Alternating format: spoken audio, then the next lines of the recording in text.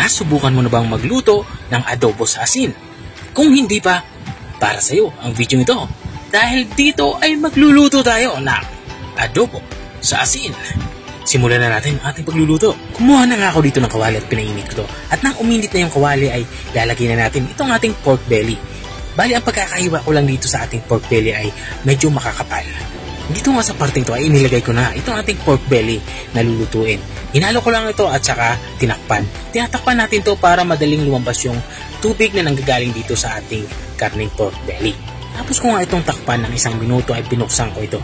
Dito na nga sa parting ito ay natutusta na yung kabilang side ng ating nilulutong pork belly. Ang gagawin ko lang ay ipiflip ko lang to or babaliktarin ko lang to para yung kabilang side naman yung matusta. Tutustahin lang natin to ng bahagya katulad ng ginagawa ko. At kapag natusta na yung magkabilang side ay ilalagay na din natin yung ating iba pang pampalasa. Bali mayroon tayo ditong bawang. Dalawang klase nga ng bawang ang aking ilalagay dito. Mayroon tayo ditong pinitpit saka may buo din tayong ilalagay na bawang. Ang paglalagay naman ng buong bawang ay optional. Ito naman ay pang decoration lang. At ang gagawin ko lang dito ay tutustahin lang natin itong ating inilagay na bawang hanggang sa lumabas yung aroma nito. At kapag lumabas na yung aroma nito ay ihalo na natin ito dito sa ating sinisir na pork belly katulad ng ginagawa ko. At kung nanonood ka pa rin hanggang dito sa parte ng aking video, ibig sabihin ay nag-e-enjoy ka. Baka pwede mo na may comment kung saan ka para alam ko kung hanggang saan umabot ang aking video. Balik tayo dito sa ating nilulutong ulam. Dito nga sa parte ito ay naglagay na nga ako ng mga pampalasa. Naglagay na din nga ako dito ng asin at saka buong paminta. At nilalagyan ko na din ito ng dahon ng laurel para naman sa ating pang-aromat. At matapos ko nga ito malagay ng dahon ng laurel ay maglalagay na din ako dito ng suka. At matapos ko malagay yung suka ay lalagyan din natin ito ng tubig. Bali 2 baso nga ng tubig ang aking inilalagay dito. Sapat para makapagpalambot nitong ating pork belly.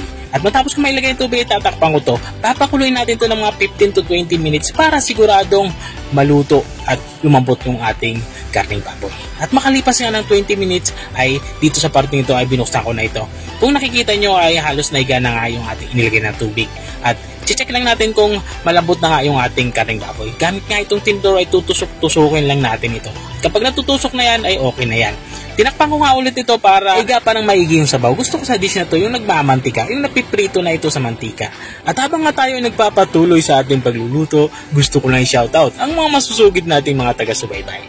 Shoutout nga kay Mario Agustin ng Ilocos Sur.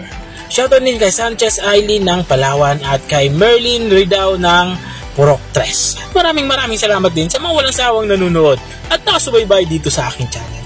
Balik na tayo dito sa ating nilulutong ulam. Dito nga tapos na tayo sa ating pagluluto. Ito na nga yung ating adobo sa asin. Kung nakarating ka hanggang dito sa dulo ng aking video, maraming salamat sa panunood. Kung nagustuhan mo naman to, baka pwede mo naman to i-share. O siya, kita ulit sa mga susunod kong mga videos. Paalam!